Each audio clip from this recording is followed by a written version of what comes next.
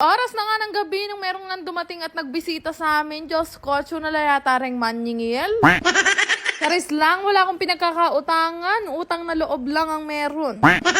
Sobrang init nga ng panahon dito sa Bulacan na pag-isipan na nga namin umorder ng napakalaking swimming pool. Itong mga nakaraang araw kasi, nag-aaya talaga ako kay Bebo na mag-swimming nga kami. Kaya lang, baka magmukha rin akong itik dahil siksikan lagi sa resort. Kaya naman napag-desisyonan na lang namin na bumili ng sariling swimming pool. Nuko, anong bata ako, natandaan ko may swimming pool din kami. CR kasi namin, tinatakpan ko talaga yung butas para makagawa nga ako ng swimming pool. Galit na galit yung nanay ko.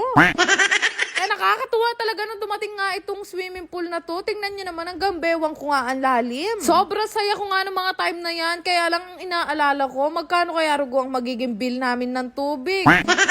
Mabilis nga lang isinet up nila kuya, tas after nun, syempre nagbayad ako.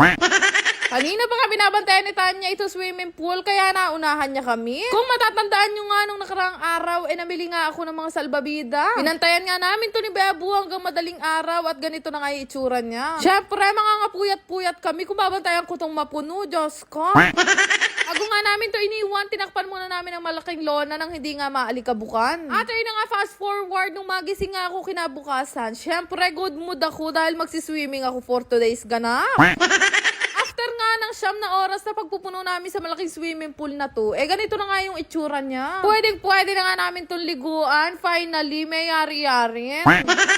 Obra pa mo kapali ngayon. Tapos nakita ko, meron yata tumataga sa swimming pool. Ano kasi yung sahig namin hanggang dito sa labas, pumipita na nga kaya hinanap ko agad yung butas. Yun nga siyang butas, guys. At tinapala na pala to kagabi ni Bebo. Anong penapal na ngayon yun? Makanya niya itsura. So ayun na nga, bago ako mag-swimming, nagpabili muna ako ng packing tape. Tapos sinabi ko kay Bebo, mag-lunch muna kami. Masarap pa mo yung lunch namin. Bala mo tsuke, Boracay. Tapos nga kaming kumain, buti na lang dumating itong packing tape bago nga kami mag-swimming. Desmaya akong bagya kasi bago pa lang yung swimming pool, meron na agad tagas. Ako nga sana ibalik yan, kaya lang sana naman ako kukuha ng pamalit ulit ng tubig. Takpan na nga ni Bebo yung butas, nagbihis na nga agad ako. Syempre, kailangan umoutfit tayo. Yung outfit ko at bala mo mag-bike ko. Hindi pa kaya rin mag-two-piece dahil masyado ako maraming nakain na seafood kanina. Kaya ko na nga sa kapatid kong si Ditche yung salbabida niya at pinahanginan na nga namin to. Diyos ko, may gisan ko pang isnawa. Naksyuta. Di ko na nga itinuloy dahil baka maubos ang aking carbohydrate. Katapos nga noon, nagbanlaw muna kami saglit ni Ditche bago nga kami mag-swimming. Siyempre, ayaw naman namin maging brown na gadang tubig. Bago nga ako lumubog, syempre, nagtanggal muna ako ng kibal-kibal. At yung nga yatang mataas itong nabili namin swimming pool, nang kahirap pumasok. Yung hagdan kasi niyan, hindi namin na-order. Tuloy kapag ka umaakyat at pumapasok kami dito sa loob ng pool, nangangasangal kami, naksyuta.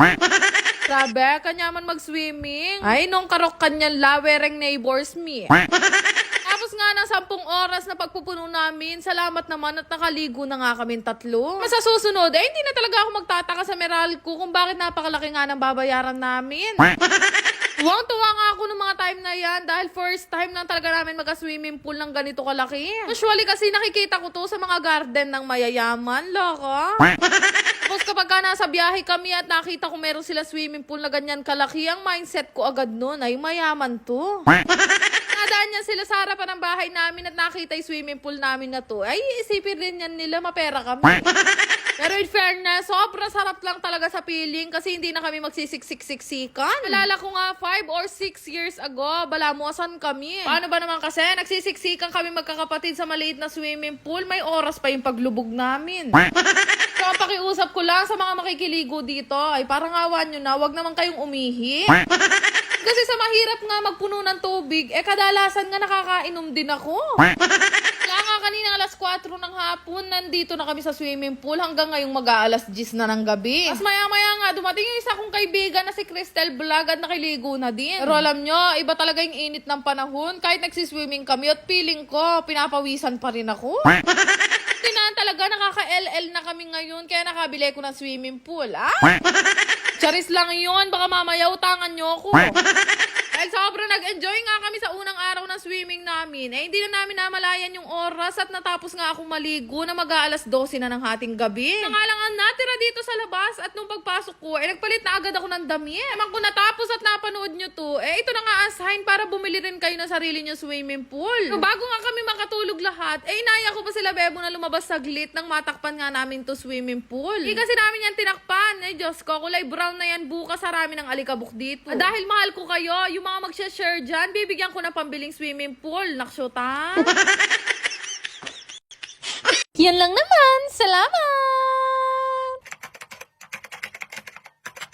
Share nga pala ko sa inyong laro at paalala lang, ito ay para lamang sa mga nakakatanda at mahigpit na ipinagbabawal sa bata. Nga pala yung Ace Game na makapagre-register kayo gamit yung link na makikita nyo sa comment section ko. Dali lang naman mag-register, sundan nyo lang yung ginawa kong step at ilalagay nyo lang yung referral ID na makikita nyo rin sa comment section. Hindi nga kayo mag-cash in gamit ang mga Gcash, tapos marami na rin kayo laro na pwedeng pagpilian dito. Kaya nga sa Periaan, meron din ditong color game na madali lang din manalo, pero syempre libangan lang to. Kaya kung wala kang extra, ka na muna maglaro. Bukod nga sa color game, marami kayong pwede pang pagpili ang laro dito. Kagaya nga nitong Super Ace. Madali lang naman tong laruin. Pindot-pindot ka lang, tapos pwede ka na rin manalo, kagaya nga nito. Syempre, gaya ng ibang laro, meron ding naman natatalo at meron nananalo. Swertihan lang talaga. Mga napanalunan nyo, pwede nyo na rin withdrawin gamit ang inyong mga Gcash account number. Alala lang, ito ay libangan lang at bawal sa mga bata, ha? Kung gusto nyo rin maglaro, yung link makikita nyo sa comment section. Go!